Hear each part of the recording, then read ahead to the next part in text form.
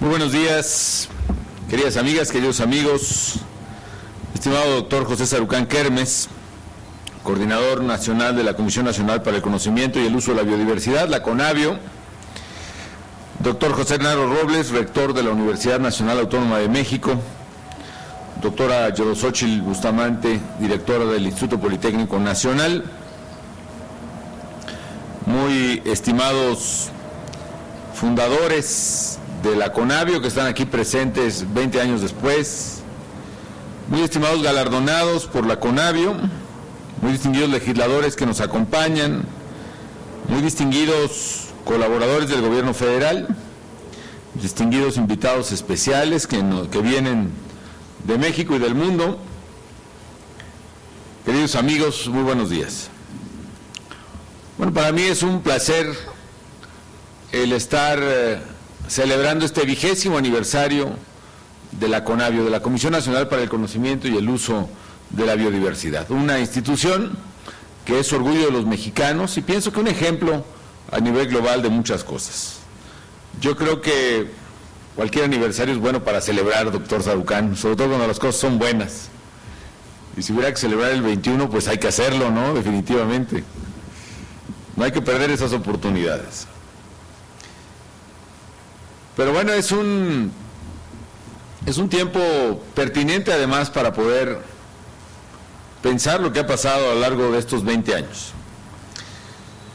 Yo creo que la CONABIO es en buena medida un reflejo del cambio que está ocurriendo en la concepción sobre la importancia de la biodiversidad, que afortunadamente está dejando de ser un tema acotado al interés de los conservacionistas, de los biólogos, y tiene que transformarse en un tema de interés nacional, no solo por su prelación en los intereses nacionales, sino de interés común, de interés habitual de los niños y de los jóvenes. Eso no ha ocurrido todavía, pero eso está ocurriendo y eso debe ocurrir.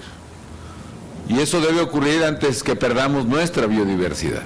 Y la única manera de preservarla es precisamente generando un interés general acerca de este tema, de su conocimiento, de su uso y de su preservación. En el caso de México, lo sabemos, somos muy afortunados al tener pues la cuarta biodiversidad más importante, la cuarta biodiversidad biológica más importante del mundo. En nuestro territorio pueden encontrarse prácticamente todos los ecosistemas, desde el bosque tropical, el desierto, en fin. Sin embargo, nuestra riqueza natural, es evidente, se encuentra hoy amenazada por el hombre.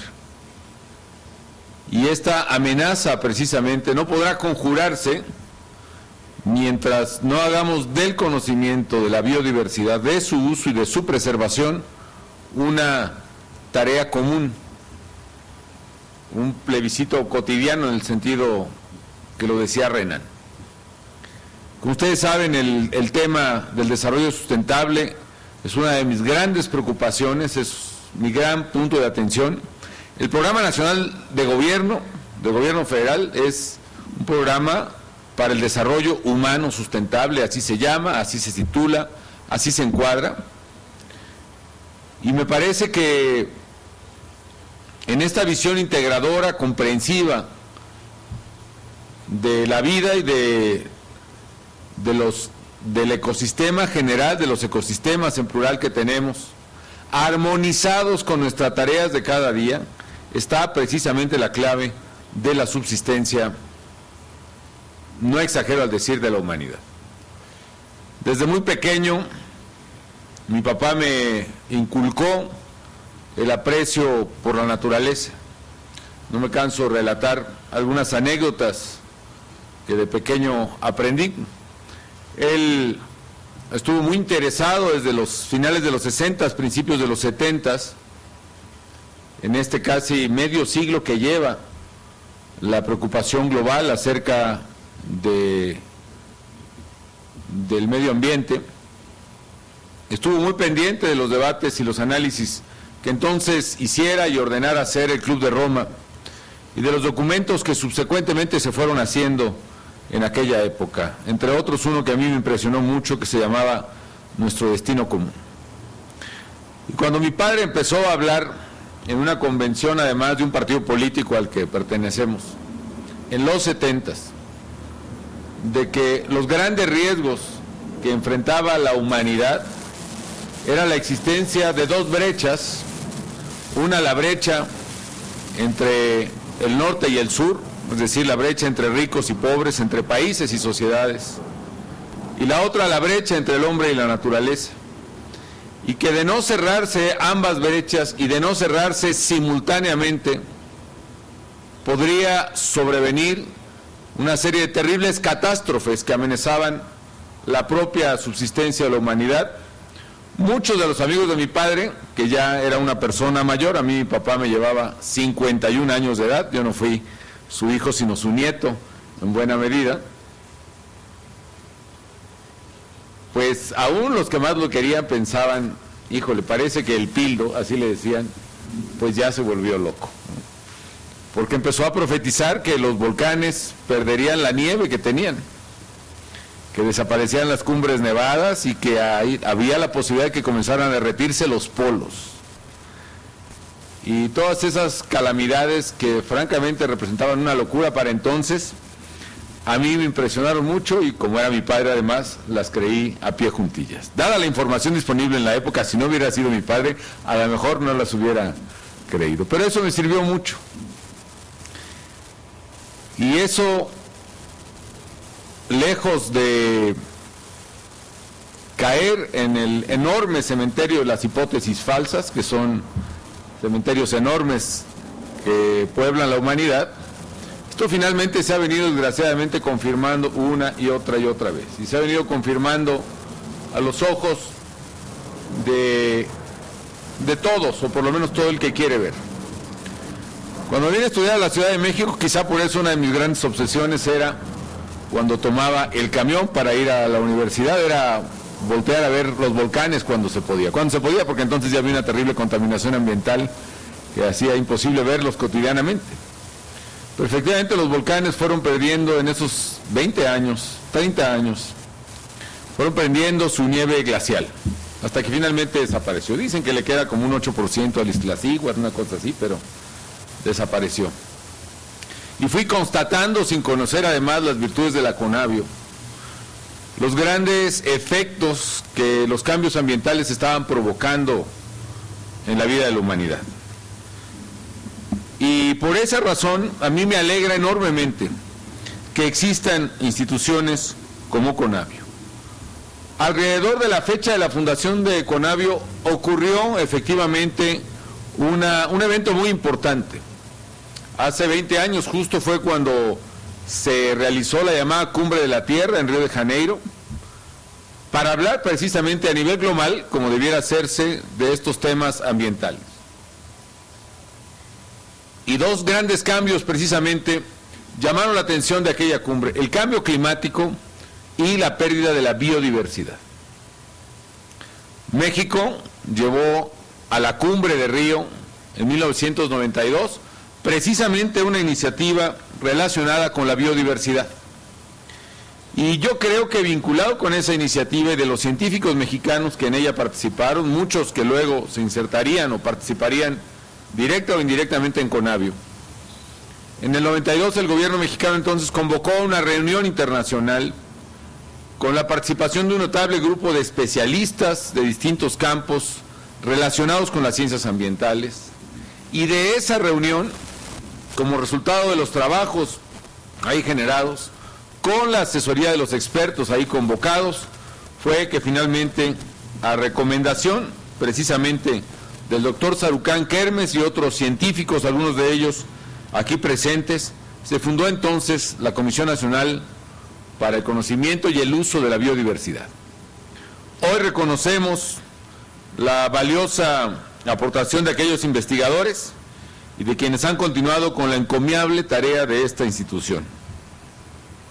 Por eso felicito y me congratulo haber podido entregar algunos reconocimientos a ellos, al doctor Arturo Gómez Pompa, al doctor Gonzalo Halfter Salas, al doctor Peter Hamilton, al doctor Jerzy Radowski, al biólogo Francisco Takaki, que además haber subsistido verdaderamente en una institución, en todas esas instituciones que mencionó el doctor Soberón, me parece encomiable y admirable, dadas los constantes recortes, programas de retiro voluntario, programas de austeridad a los que se ve sometido el gasto corriente del gobierno. Se necesita una gran resistencia realmente para poder permanecer en el gobierno todos estos años. Felicidades, porque su labor en el INEGI no sería posible sin el doctor Takaki.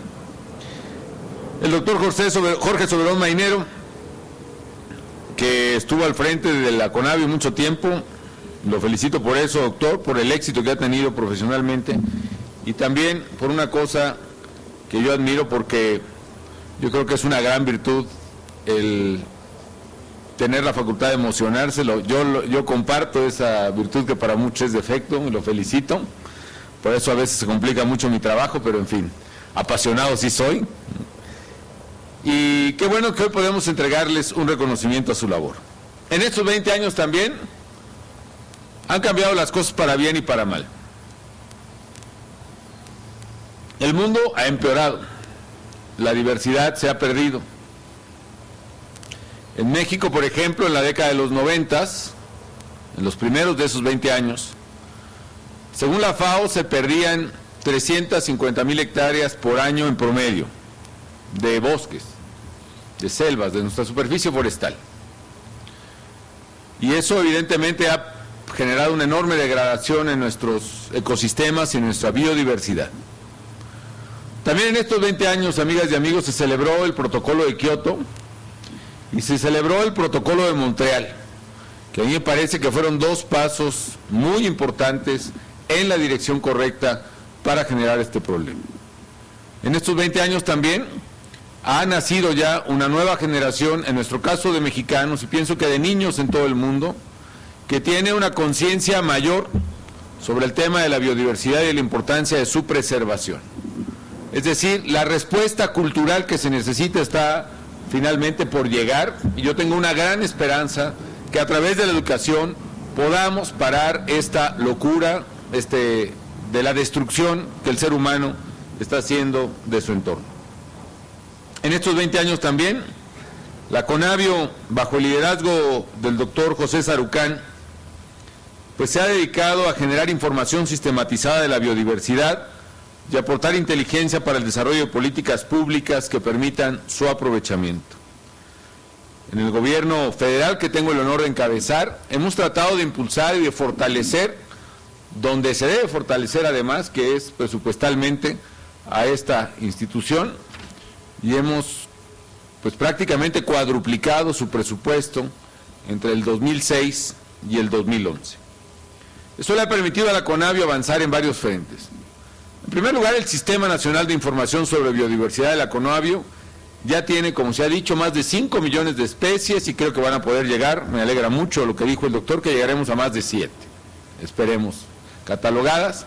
Un acervo de información cartográfica de más de 3,000 temas ambientales. Me ha tocado visitar algunas de las instalaciones de CONAVIO, inaugurar, por ejemplo, ese magnífico, radar, me imagino, en realidad es un plato, porque el radar debe estar, bueno, es un radar, pero que ha sido fundamental para lo que decía el secretario Elvira, desde la detección de incendios, que el año pasado nos trajeron muy asoleados, y este año nos van a traer pues otro tanto, por lo que yo veo, hasta la evolución precisamente de las superficies forestales. Otra cosa muy importante que yo espero que podamos hacer pronto es poder medir con mayor precisión la densidad forestal vinculada al pago de servicios ambientales. Es decir, uno de los retos que tenemos es cómo hacer un sistema eficaz de pago de servicios ambientales, pero para ello se requiere una medición también precisa de la eficacia en el servicio ambiental que se presta, y para hacerlo masivamente como debe hacerse se requiere precisamente una medición de la densidad, pues no será forestal, biológica, como se llame, que nos permita verdaderamente ver dónde vamos avanzando y dónde vamos retrocediendo. Hay zonas donde estamos retrocediendo, desgraciadamente, y no hemos podido frenar ese efecto. Hay zonas donde afortunadamente estamos avanzando. por ejemplo, en el caso de la reserva de la mariposa monarca, que es en mi tierra por lo menos, del lado michoacano, de los dos lados, ¿no?, que hemos logrado reducir sensiblemente la deforestación, y creo que el año pasado se registró finalmente la pérdida de 2 o 3 hectáreas nada más, frente a las decenas o quizás cientos de hectáreas que se daban por año. Estamos frenando precisamente este proceso de deterioro, y gran parte ha sido también por la capacidad de ayuda que nos presta la CONABIO. Es cierto, hay sistemas mucho más famosos y mucho más populares, como son los sistemas del Google, que ahora son mundialmente utilizados y que nos sirven también. De hecho, la CONAFOR tiene un programa muy estrecho de colaboración con Google, y eso nos permitirá seguir avanzando, pero la CONABIO, antes de que se generalizaran todos estos sistemas en la red, ya avanzaba en sus sistemas de monitoreo, de medición de la biodiversidad, con sorprendente y magnífico acierto, y ha sido gracias pues a este Sistema Nacional de Información y a su perfeccionamiento. Estos últimos años además han servido para que la CONABIO se fortalezca con tecnología de punta, y está por concluirse la integración de más de 600 bases de datos que van a estar disponibles a través de Internet. Como bien dijo el doctor Soberón, o le dijeron a él, si está disponible es para que la use el público, ¿no? Desgraciadamente todavía estamos en un país donde las cuentas bancarias del gobierno no se consideran que las conozca el público, ¿no? No en el caso del gobierno federal, aquí sí transparente, pero hay cuentas bancarias locales que está prohibido que los conozca la gente. No entiendo. Bueno, sí entiendo, pero no entiendo, ¿no? Bueno, la CONABIO opera varios sistemas informáticos que sirven de guía para políticas públicas. ¿Qué destaca? La definición de regiones prioritarias para la conservación, ya dije, el sistema de información de incendios forestales, el monitoreo de arrecifes y de los mares mexicanos, la información relevante para implementar una estrategia adecuada de protección de nuestros bosques a través de los nuevos mecanismos que, por cierto, fueron incorporados ya formalmente al esfuerzo internacional, como los mecanismos de Red Plus, de reducción de emisiones por deforestación y degradación de suelos. En segundo lugar, los estudios que hace la CONABIO, que son cada vez de mayor calidad. El estudio sobre diversidad que se actualizó en 2008 bajo el título El Capital Natural de México, que es un logro excepcional a nivel global, como una evaluación de los ecosistemas y la biodiversidad. Es algo muy importante el capital natural, que aborda no solo la biodiversidad desde el punto de vista estrictamente biológico, sino desde el punto de vista de la perspectiva social de la biodiversidad, que es algo muy importante.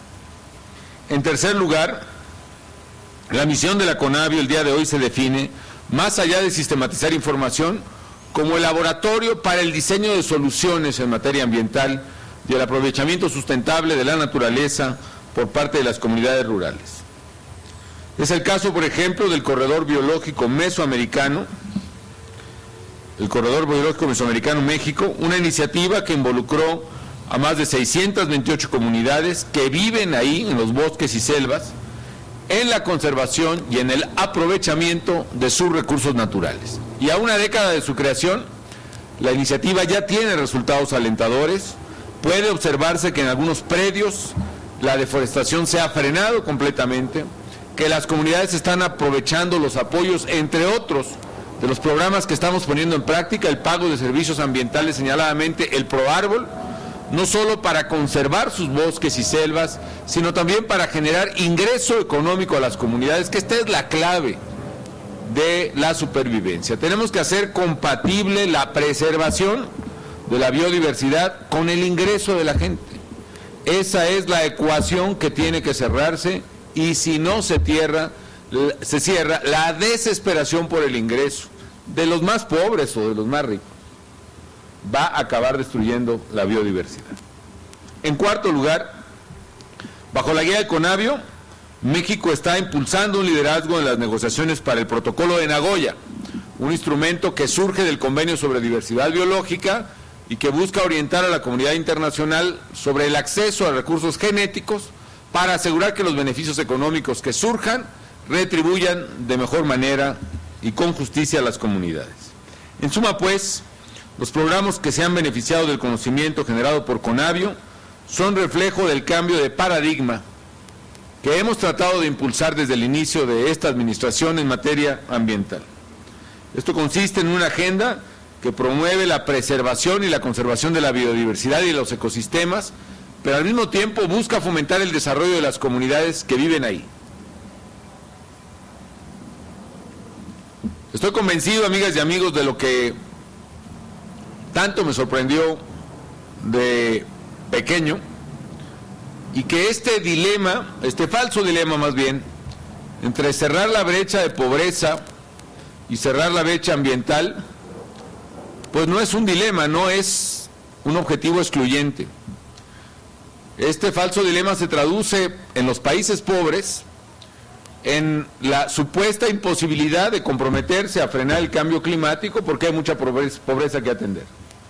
Y también en los ricos, que aunque no es un asunto de pobreza, la obsesión o la preocupación entendible, legítima, sobre el crecimiento económico, también les da argumentos y de sobra para desatender los compromisos en materia de cambio climático. Me preocupa, por ejemplo, la salida de varias naciones desarrolladas de los compromisos del Protocolo de Kioto, ahora que ha terminado su primera etapa de vigencia. Y en lugar de avanzar a mayores compromisos globales, estamos retrocediendo exactamente con el mismo argumento.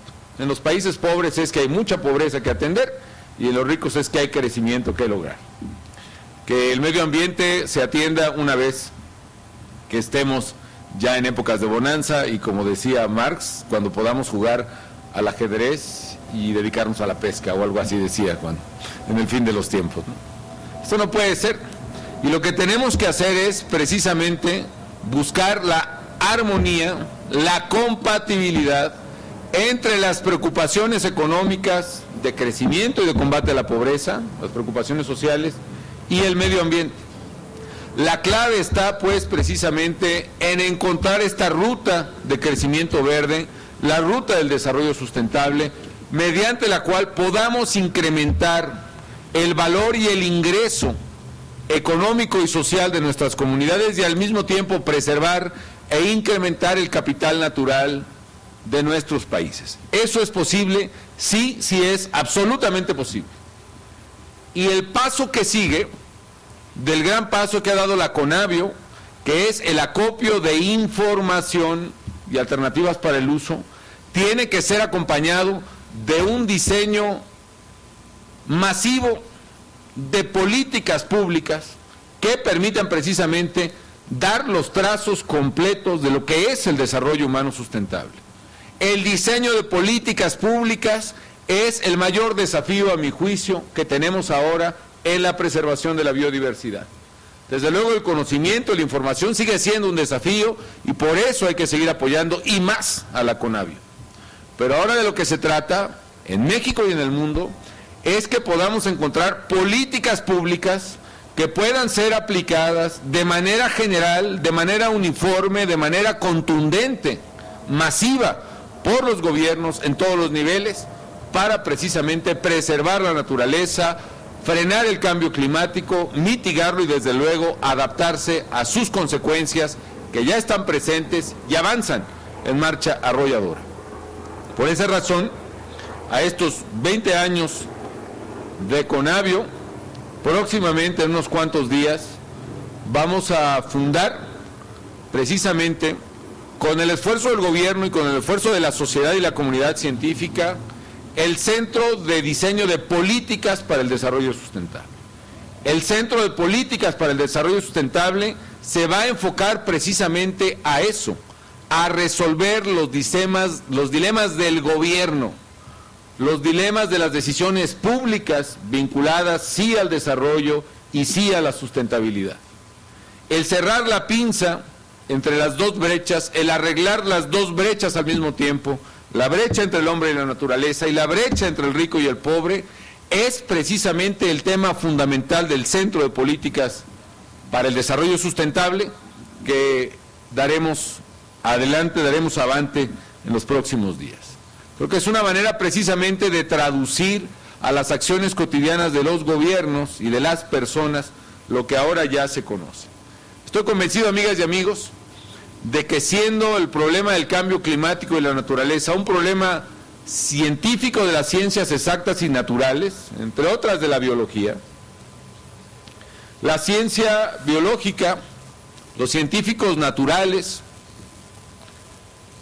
han dado ya una enorme aportación, han dado ya el conocimiento y el diagnóstico de lo que pasa, lo ha dado la CONABIO aquí, lo ha dado, por ejemplo, el Panel Internacional para el Cambio Climático, ya está el diagnóstico científico, ya está la verdad científica revelada, y ahora lo que falta es la política pública, es decir, las políticas sociales no exactas, siempre sujetas a la variación del hombre, siempre sujetas a los intereses, a los votos, a las presiones, siempre sujetas a las necesidades de la gente, que tienen que aplicarse para colocar los incentivos correctos que permitan precisamente armonizar desarrollo y sustentabilidad. El desarrollo humano sustentable, pues, sigue siendo un desafío que ahora reclama más que nunca políticas económicas y políticas sociales viables, sensatas, adaptables precisamente a las imperiosas necesidades del ser humano.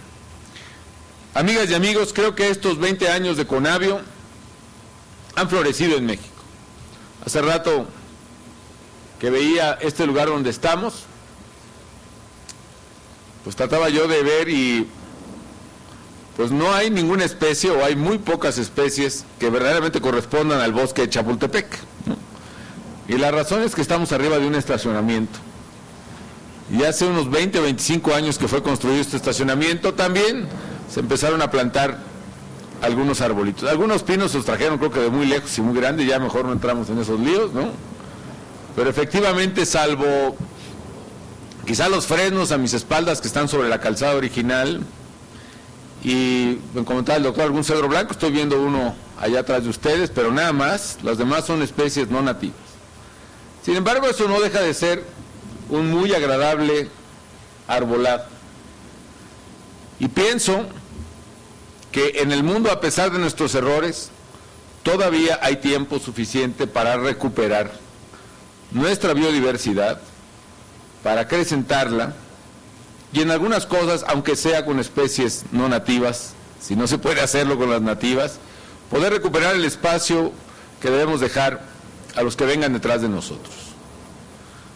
Estamos en pleno auge de la civilización más poderosa del mundo, y esta civilización que ha desenterrado a tantas civilizaciones antiguas, no se ha dado cuenta del riesgo de su propia mortalidad.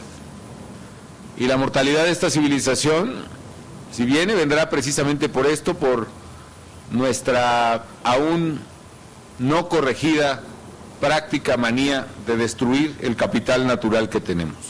Hoy la CONABIO, a 20 años, nos entrega el inventario, el conocimiento, los métodos para medirla, los instrumentos, la maravilla del conocimiento de lo que tenemos a través de una institución que ha sido manejada con seriedad y profesionalismo. Es tiempo que esa información no solo la acrecentemos, sino que la sigamos o la traduzcamos en políticas públicas que verdaderamente hagan la diferencia y que el mundo empiece en este siglo XXI una historia diferente donde gane precisamente la preservación natural, del capital natural del mundo sobre nuestra insaciable voracidad y capacidad de destrucción. Muchísimas felicidades a todos y muchísimas gracias.